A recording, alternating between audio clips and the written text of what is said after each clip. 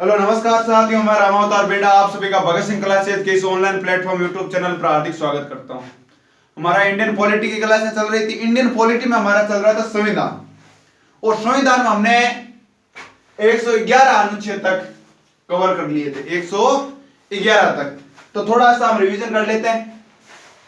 108 थोड़ा संयुक्त अधिवेशन थोड़ा सा इंपॉर्टेंट हो जाता है। संयुक्त अधिवेशन, ज्वाइंट सेशन, इसमें क्या था कि यदि कोई एक सदन किसी दूसरे सदन द्वारा पारित कानून को, यदि सलाह को, कानून को मानने से इनकार कर दे या कानून को पारित करने से इनकार कर दे, तब क्या होगा? ज्वाइंट सेशन होगा या संयुक्त अधिवेशन होगा। फिर हमने बात की थी 109 में धन विधेयक से संबंधित प्रावधान कि धन विधेयक का निर्णय कौन करेगा कि भाई ये धन विधेयक है या नहीं है। तो इसका निर्णय लोकसभा करता है, लोकसभा अध्यक्ष करता है, स्पीकर। इसका निर्णय कौन करता है? स्पीकर। ठीक है। धन विधेयक की परिभाषा क्या होगी? ये 110 में चर्चा की थी। 111 में वीटो पावर। एक चीज देख रहे हैं हम, ये विधेयक विधेयक विधेयक, ये क्या है? तो क्यों ना आज इनको पढ़ ले भाई। विधेयक कितने प्रकार के होते हैं, क्या सिस्टम होता है विधेयक का, विधेयक को पढ़ लें आज। फिर आगे की चर्चा चलो 112 में जो बजट वगैरह उसकी चर्चा हम बाद में कर लेंगे। आज के लिए अब विधेयक पढ़ते हैं पहले कि विधेयक क्या होते हैं, विधेयक क्या होते हैं।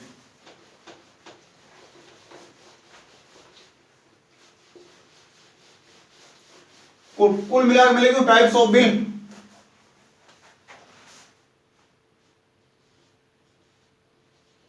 टाइप्स ऑफ बिल मतलब विधेयक का प्रकार। तो नॉर्मली विधेयक अपने 4 प्रकार के होते हैं। कितने प्रकार के? 4 प्रकार के। पहला हो गया संशोधन विधेयक। संशोधन विधेयक। एक हो जाता अपना साधारण विधेयक। कौन सा विधेयक साथियों? साधारण विधेयक। और एक आ जाता अपना अपना कल पढ़ा था धन विधेयक। धन विधेयक या मुद्रा विधेयक। तो एक आ जाता अपना धन विधेयक, धन विधेयक। और एक हम आगे चर्चा करेंगे 117 में आगे वित्त विधेयक के बारे में। एक हो जाता वित्त विधेयक। कौन सा? वित्त विधेयक। अब इनमें क्या डिफरेंस है? तो धन विधेयक और वित्त विधेयक को तो हम स्पेशल पढ़ेंगे, चलो कोई प्रॉब्लम ही नहीं है। संशोधन विधेयक का ये इसका आगे अनुच्छेद 360 आगे चला जाता है, बहुत ज्यादा आगे है, तो इसको लास्ट टाइम में आ पाएगा ये। ठीक है।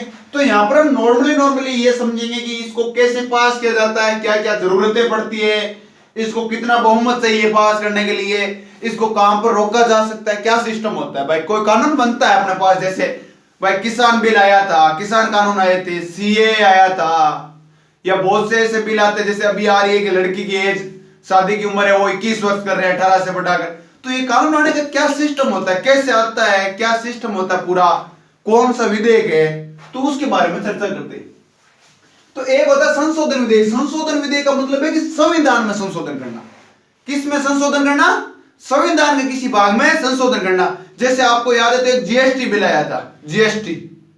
तो जीएसटी वो गुड एंड सर्विस टैक्स, वो बेस संविधान संशोधन विधेयक था।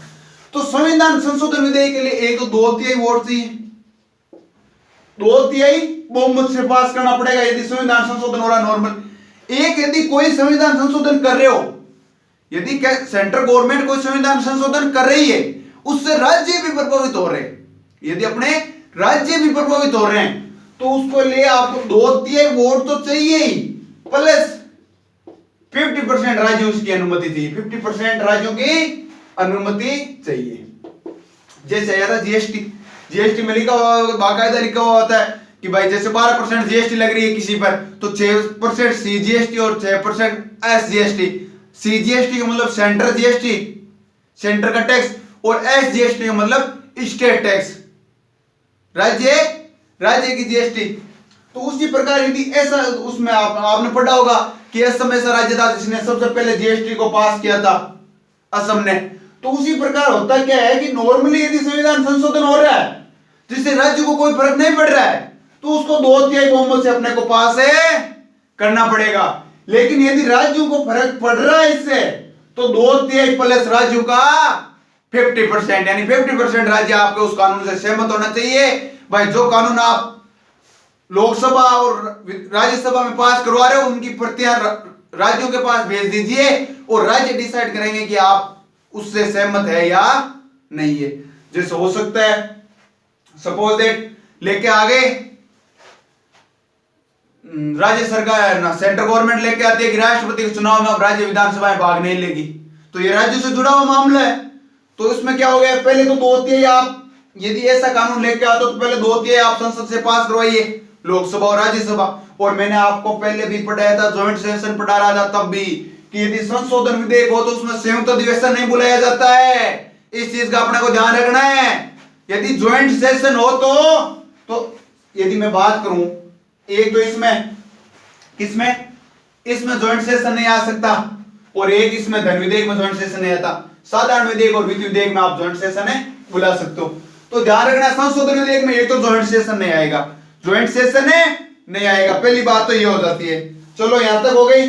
अब यदि ज्वाइंट सेशन नहीं आएगा तो इसको 2/3 से तो लोकसभा में और 2/3 से राज्यसभा में पारित करना पड़ेगा। चलो ठीक है।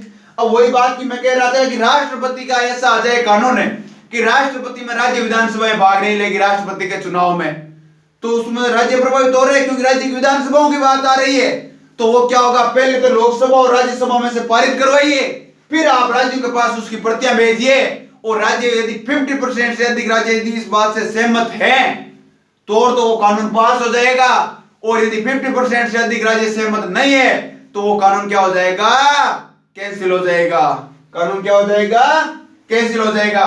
तो ध्यान रखना है, संशोधन विधेयक है वो हमेशा 2/3 या 2/3 प्लस राज्यों का 50% सहमत होना चाहिए। फिर बात करते हैं हम साधारण विधेयक की। साधारण विधेयक नॉर्मली बहुमत से, साधारण बहुमत से, यानी 1/2 + 1 वोट से पास करवा लो, पास हो जाएगा। धन विधेयक के बारे में हमने चर्चा कर ही ली, कोई प्रॉब्लम है नहीं। वित्त विधेयक की हम जल्दी चर्चा करेंगे 117 में। वित्त विधेयक में भी दो प्रकार के होते हैं, एक इमरजेंसी वाला, एक होता है नॉर्मली, कि भाई नॉर्मली वित्त विधेयक की चर्चा करेंगे, तो वो हम आगे चर्चा करेंगे, इसके बारे में अभी ज्यादा चर्चा नहीं कर रहे।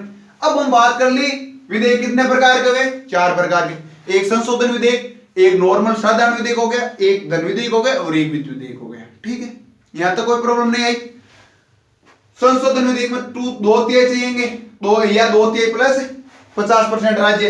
इसमें मैंने आपको उदाहरण भी बता दिया, जैसे जीएसटी आया था, तो यदि राष्ट्रपति की ऐसी कंडीशन हो जाती है, राष्ट्रपति के निर्वाचन में राज्य विधानसभाओं को बाहर किया जाता है, तो भी ये सिस्टम होने वाला है।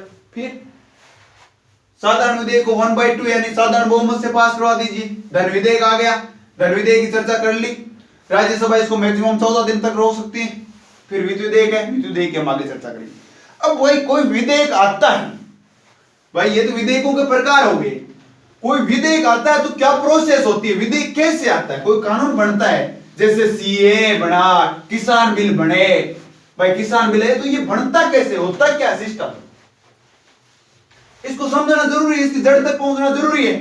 तो होता क्या, सबसे पहले होता है मसौदा तैयार होता है, कोई कानून बन रहा है, जैसे किसान बिल आया, या अभी वर्तमान में आपको पता है चर्चा में वो लड़कियों की एज 18 से शादी की उम्र 21 वाला है, या सीए आया। तो होता क्या, सबसे पहले मसौदा तैयार होता है। क्या होता है, मसौदा तैयार होता है, यानी ड्राफ्टिंग होती है। क्या होती है, कोई कानून का ड्राफ्ट तैयार होता है, ड्राफ्ट। ठीक है, जैसे कोई कानून उसका मसौदा तैयार हुआ, फिर ये क्या होता है, प्रस्तुत होता है।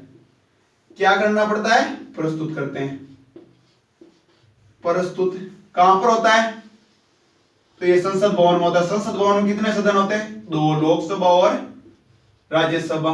लोकसभा में कितने डाकू होते हैं, तो इसमें 545 डाकू होते हैं, इसमें 245 शिक्षित आदमी होते हैं। ठीक है, प्रस्तुत हो गए। अब राज्यसभा में, भाई यहां पर संसद में आ गया ये कानून। अब संसद में भी अलग अलग कंडीशन से इस कानून को गुजरना पड़ेगा। भाई ये मसौदा आया, मसौदा अब संसद में प्रस्तुत हुआ, संसद में सबसे पहले क्या होगा, भाई संबंधित जैसे किसान बिल है, तो कृषि मंत्री इन पर क्या करेगा, चर्चा करेगा। क्या करेगा, चर्चा करेगा, सांसदों को बताएगा कि ये किसानों के लिए ऐसे ऐसे फायदेमंद है, किसानों की जल्दी आय दोगुनी होगी, किसानों की 2022 में आय दोगुनी कर देंगे, 2024 में 4 गुनी कर देंगे, ये सिस्टम करेंगे। तो सबसे पहले क्या करता है, मंत्री उस कानून की जो उपलब्धियां हैं, जो अच्छी बातें वो बताता है, उसके बारे में चर्चा होती है। फिर क्या होता है, फिर उस पर बहस होती है, फिर उस कानून पर बहस होती है। विपक्षी पार्टियां क्या करती है, इस कानून के जो नेगेटिव है, नेगेटिव पॉइंट है, उनको भी ढूंढ कर लाती है। जैसे कृषि बिल के थे, बहुत से नेगेटिव पॉइंट थे, इसी कारण गवर्नमेंट को वापस लेना पड़ा। जैसे सीए के भी थे नेगेटिव पॉइंट्स, बहुत से कानूनों के, जैसे अब आपको पता नहीं, सीए लाने से कोई फायदा नहीं हुआ देश को, बिल्कुल 1% भी फायदा नहीं हुआ। केवल ये हिंदू और मुस्लिमों को बांटने की राजनीति थी, हिंदू और मुस्लिमों को ताकि बांट दे, और इससे कोई फायदा नहीं हुआ। कैसे नहीं हुआ, देखो मैं आपको बाकायदा डॉक्यूमेंट्स के साथ बता सकता हूं, एकदम प्रमाणिकता के साथ। इससे पहले, सीए से पहले क्या सिस्टम था कि यदि कोई व्यक्ति भारत आता दूसरे देश से, तो भारत में आकर पंजीकरण करवाओ, उसके तहत यदि आप 7 साल से भारत में रह रहे हो तो आपको नागरिकता मिल जाएगी। नागरिकता देने का काम किसका होता था, गृह मंत्रालय का होता था। किसका काम होता था, गृह मंत्रालय का। भाई आप 7 साल से रह रहे हो, फॉर्म भरो, गृह मंत्रालय के पास आपका फॉर्म जाएगा, गृह मंत्रालय उस पर सिग्नेचर करेगा, तो आपको नागरिकता मिल जाएगी। अब सीए से क्या हुआ, सीए में क्या लिखा हुआ था कि जो भी पाकिस्तान, अफगानिस्तान, बांग्लादेश, इन देशों में कि जो भी हिंदू, मुस्लिम यानी गैर मुस्लिम, कुल मिलाकर गैर मुस्लिम यानी मुसलमानों के अलावा जो भी है, हिंदू है, ईसाई है, पारसी है, जो भी है, बौद्ध है, वो क्या करे, भारत में आएंगे। भारत में आने के बाद में 7 साल रहेंगे तो उनको नागरिकता दे दी जाएगी। और तो 7 साल से तो पहले भी मिल रही थी पंजीकरण के तहत, 7 साल से तो पहले से भी मिल रही थी पंजीकरण के तहत। अब उसमें हुआ क्या, उसमें केवल सीए में क्या हुआ, मुस्लिम नाम को नहीं जोड़ा गया, केवल मुस्लिम नाम को नहीं जोड़ा गया।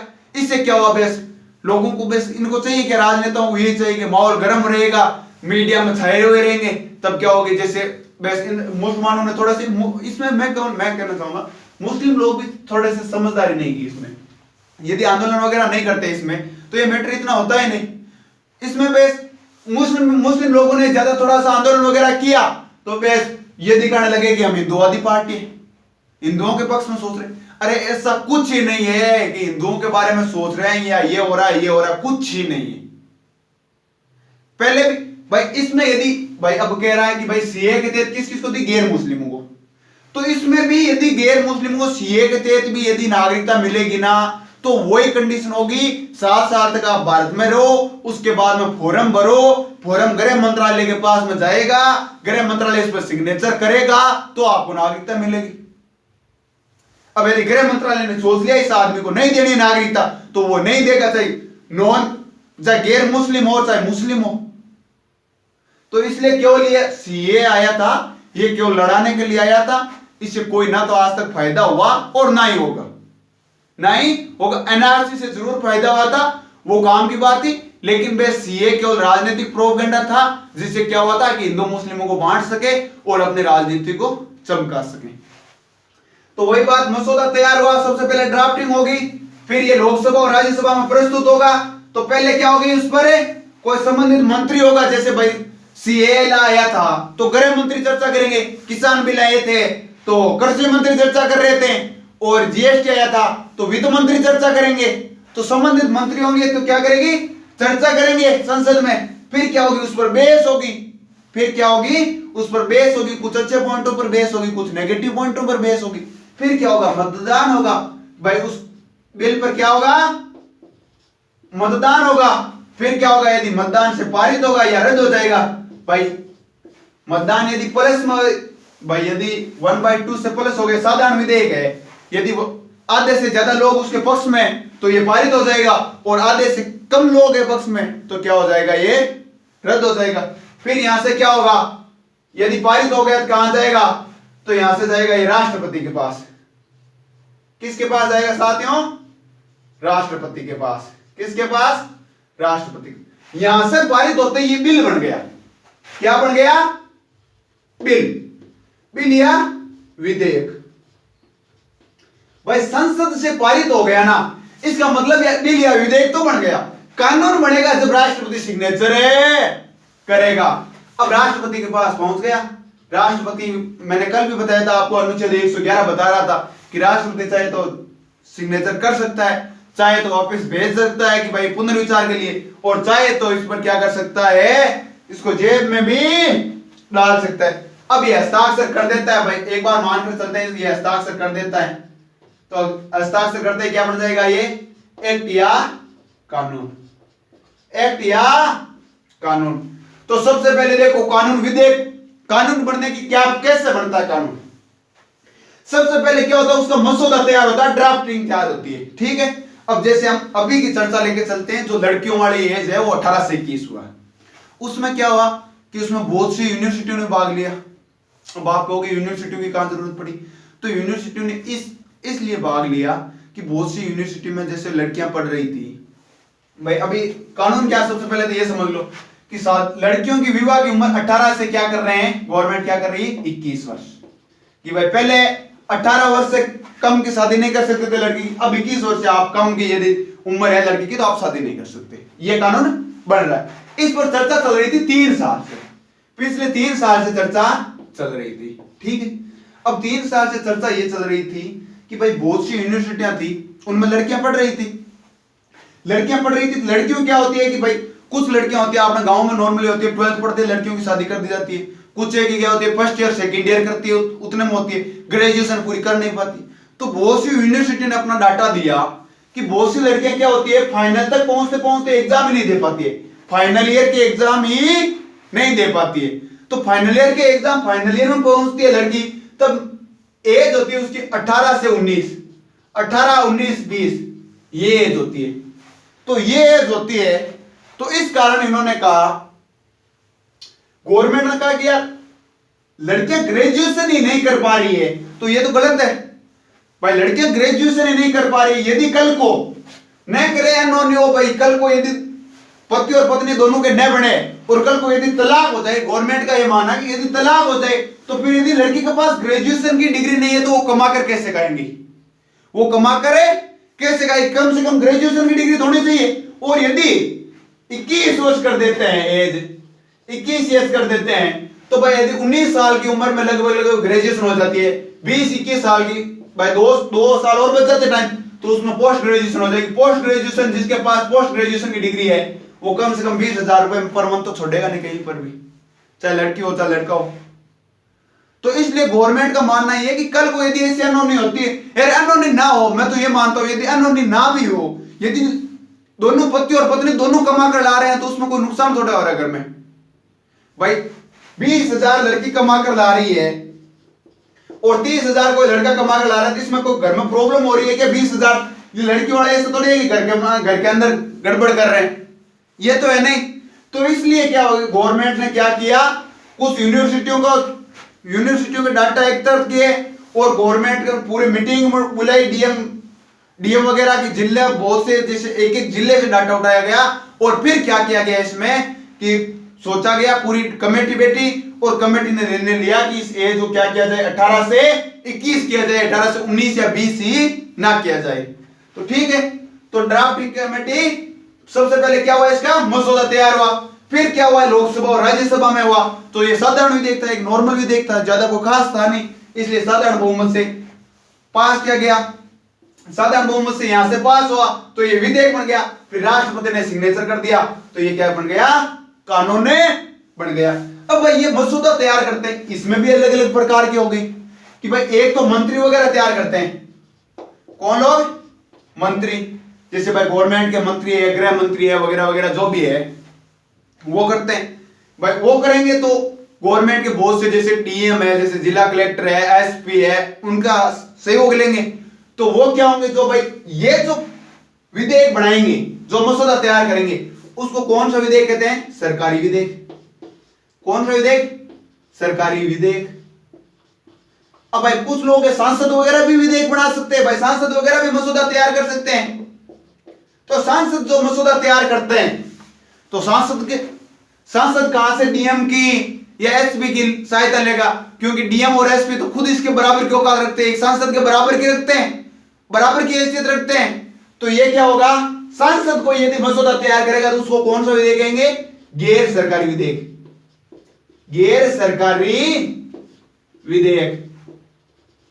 ठीक है, एक हो गया कोई आम आदमी तैयार करे, भाई आम आदमी तैयार करे फिर चर्चा में आ जाए।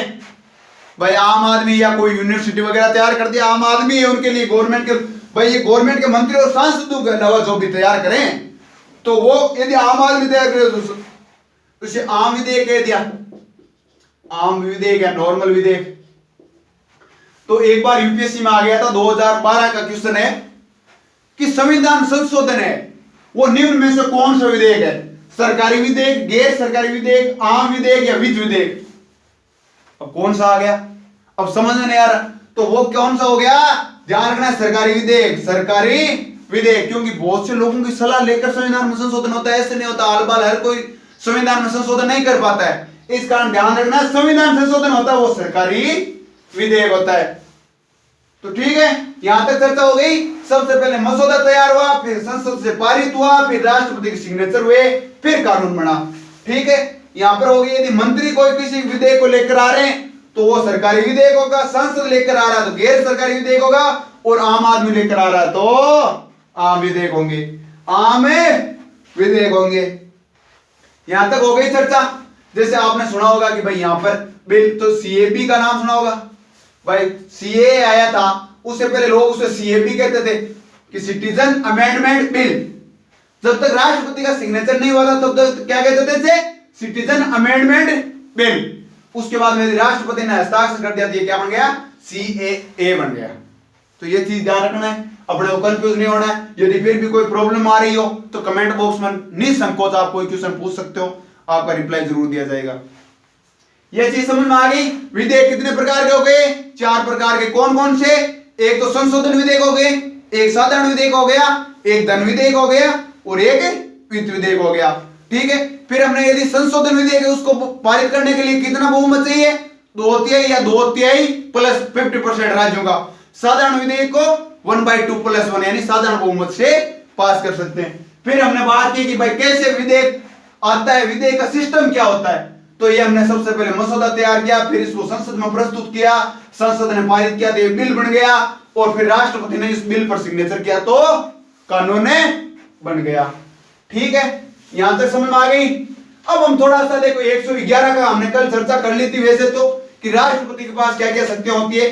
फिर भी एक बार थोड़ी सी चर्चा इसको और कर लेते हैं ताकि आज आपको समझ में आ जाए और आपको रिवाइज हो जाए। तो अनुच्छेद 111 क्या है? सबसे पहले देखो अनुच्छेद 111 क्या? अनुच्छेद 111 कहता है वीटो के बारे में। अनुच्छेद 111 है वो राष्ट्रपति का वीटो पावर बताता है। वीटो पावर, वीटो का मतलब क्या होता है? सबसे पहले वीटो का पावर मतलब, वीटो का मतलब है रोकना। भाई किसी कोई विधेयक यदि संसद से पारित होकर आ रहा है तो राष्ट्रपति उसे कैसे कैसे रोक सकता है, वो अनुच्छेद 111 में बताया गया है। तो हमारे राष्ट्रपति के पास, हमारे भारत के राष्ट्रपति के पास इसके बारे में केवल 3 शक्तियां हैं। मूल संविधान में 3 शक्तियां थी, वर्तमान में 2 शक्तियां हैं। लेकिन अमेरिका के संविधान में अमेरिका के राष्ट्रपति के पास 4 शक्तियां हैं। 4 शक्तियां। पहला हो जाता है आत्यंतिक वीटो, आत्यंतिक वीटो। दूसरा होता है निलंबनकारी वीटो, निलंबनकारी वीटो।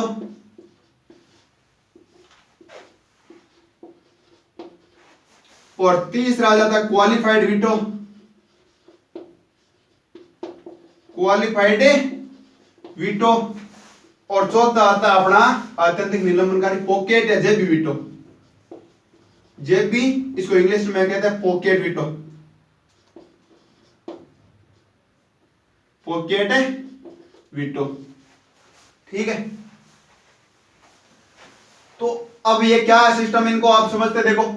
आत्यंतिक वीटो का मतलब क्या है कि भाई कोई कानून आ रहा है राष्ट्रपति के पास और राष्ट्रपति को लग रहा है कि यह कानून सही नहीं है संविधान के लिए, तो उसको क्या कर सकता है? रद्द करना या मना करना। मतलब विधेयक पर साइन करने से मना करना, साइन से मना। भाई साइन करने से मना कर दिया या उसको रद्द कर दिया, तो ये कौन सा कहलाता है? आत्यंतिक वीटो। लेकिन हमारे भारत के राष्ट्रपति के पास वर्तमान में ये वीटो नहीं है, वर्तमान में ये वीटो नहीं है। तो आप कहोगे सर लिखा है क्यों?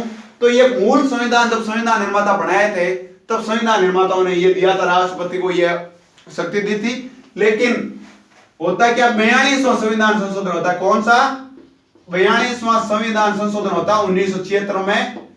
संविधान संशोधन है कब होता है साथियों, 1976 में होता है। तो राष्ट्रपति से यह शक्ति, आत्यंतिक वीटो की शक्ति छीन ली जाती है। अब सबसे पहले बात आती है 42वां संविधान संशोधन कौन करता है, तो इंदिरा गांधी की गवर्नमेंट होती है उस टाइम। तो अब सबसे पहले बात आती है आत्यंतिक वीटो का कोई आज तक यूज कर पाया है क्या, तो आत्यंतिक वीटो का एक बार डॉक्टर राजेंद्र प्रसाद हमारे प्रधानमंत्री ने, राष्ट्रपति हुआ करते थे, उन्होंने किया था। एक पेप्सू पंजाब का मामला था, उस मामले में किया था आत्यंतिक वीटो का। ठीक है, फिर आता निलंबनकारी वीटो। निलंबनकारी वीटो का मतलब है पुनर्विचार के लिए कोई विधेयक आ गया, कोई विधेयक संसद से पारित होकर आ गया और उसको यदि राष्ट्रपति पुनर्विचार के लिए भेज दे, पुनर्विचार के लिए संसद में वापस भेज दे कि भाई राष्ट्रपति को लगे कि इसमें कुछ कमियां हैं और वो कह दे कि ये कमियां हैं, आप इनको सुधारो, पुनर्विचार के लिए यदि संसद में भेज दें, तो उसको कौन सा वीटो कहते हैं, निलंबनकारी। कौन सा वीटो कहते हैं साथियों, निलंबनकारी वीटो। कौन सा साथियों, निलंबनकारी वीटो। लेकिन भारत में क्या सिस्टम है कि यदि कोई राष्ट्रपति पुनर्विचार के लिए भेज देता है संसद में, और यदि संसद उसमें बिना कोई चेंजिंग किए वापिस राष्ट्रपति के पास भेज देती है वही कानून, तो राष्ट्रपति की फिर मजबूरी हो जाती है उस पर सिग्नेचर करना पड़ता है। राष्ट्रपति की क्या हो जाती है, मजबूरी हो जाती है। तो निलंबनकारी वीटो का यदि राष्ट्रपति यूज कर लेता है, यदि फिर उसमें संसद चाहे चेंजिंग करे या नहीं करे वो तो संसद की मर्जी है, लेकिन यदि फिर वो राष्ट्रपति के पास आ गया ना वो विधेयक, तो राष्ट्रपति को सिग्नेचर करना पड़ेगा, वो मजबूरी है। लेकिन अमेरिका में ऐसा नहीं है। अमेरिका में क्या है, अपना भारत के पास नहीं है भाई ये क्वालिफाइड वीटो, ध्यान रखना। अमेरिका में यदि राष्ट्रपति निलंबनकारी वीटो का यूज करता है और क्या करता है, कोई विधेयक को संसद में वापस भेजता है, तो संसद को पहले यदि 1/2 वोट भाई साधारण बहुमत से कानून को पास किया था ना, अब उसको उसी कानून को संसद द्वारा 2/3 वोट से पास करना पड़ेगा। तो सबसे बड़ी बात क्या हो गई, यदि भारत निलंबनकारी वीटो का यूज करता है तो संसद उसमें चेंजिंग करे या न करे विधेयक में, फिर भी राष्ट्रपति की मजबूरी है कि उसमें सिग्नेचर करना पड़ेगा।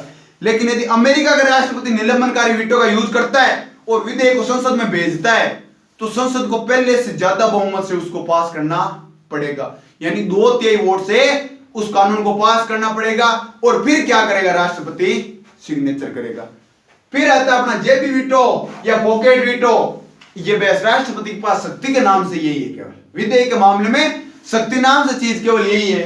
आप कहोगे ये कैसे सर, कि कोई विधेयक बना दिया, संसद में उसे पारित हो गया और यदि राष्ट्रपति चाह रहा है कि इसको पास न किया जाए कि भाई इससे क्या हो सकता है, आम जनता को नुकसान है, तो राष्ट्रपति उस पर न तो सिग्नेचर करेगा और न ही उसे वापस से भेजेगा। उसको क्या कर देगा, टेबल पर रख देगा या अपनी जेब में डाल लेगा। तो उसको कौन सा वीटो कहते हैं, जेबी वीटो या पॉकेट वीटो। सीधा सीधा देखो आप, जेबी मतलब जेब में डालना, या पॉकेट मतलब जेब में डालना, पॉकेट मतलब पॉकेट में डालना।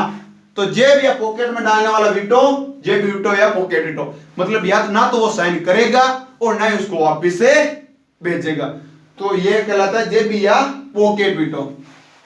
इसका यूज एक बार किया था, डाक संशोधन बिल आया था, डाक संशोधन बिल आया था, डाक संशोधन बिल आया था 1986 में। राजीव गांधी की सरकार थी, राजीव गांधी की सरकार थी, और उस टाइम आपने राजीव गांधी की सरकार, राष्ट्रपति हुआ करते थे ज्ञानी जेल सिंह। राष्ट्रपति कौन थे, ज्ञानी जेल सिंह। तो ज्ञानी जेल सिंह ने इस जेबी वीटो का यूज किया था, क्योंकि संविधान में लिखा हुआ नहीं है कि राष्ट्रपति कितने दिन में सिग्नेचर करके भेजे। तो इसलिए ज्ञानी जेल सिंह ने क्या किया था, डाक संशोधन बिल पर अपने जेबी वीटो का यूज किया था और ये कानून पारित नहीं होने दिया था। तो हमारे राष्ट्रपति के पास अभी वर्तमान में कितने प्रकार के वीटो शक्ति हैं, तो 2 प्रकार की, नाम मात्र है तो 1 प्रकार की है जेबी वीटो। भाई निलंबनकारी वीटो क्या है बताओ। हो सकता है कि चेंजिंग करते, नॉर्मली क्या होती है संसद वाले चेंज कर देते, थोड़ा सा चेंज कर देते हैं, लेकिन यदि चेंज नहीं भी करे, संविधान में स्पेशल लिखा हुआ है यदि नहीं भी करे ना, तो भी राष्ट्रपति को क्या करना पड़ेगा, पास करना पड़ेगा। तो निलंबनकारी वीटो और जेबी वीटो। अमेरिका वाले के पास प्लस में कौन सा है, क्वालिफाइड वीटो। ये आत्यंतिक वीटो कब हटा था, 42वां संविधान संशोधन 1976 से। उस टाइम गवर्नमेंट किसकी थी? इंदिरा गांधी की। ठीक है, तो आज के लिए इतना ही। आगे की हम कल चर्चा करेंगे 112 में बजट वगैरह के बारे में। तो अभी तक चैनल सब्सक्राइब नहीं किया, चैनल को सब्सक्राइब जरूर करें। वीडियो पसंद आ रहा तो वीडियो को लाइक करें और अपने दोस्तों के साथ जरूर शेयर करें। जय हिंद, जय भारत।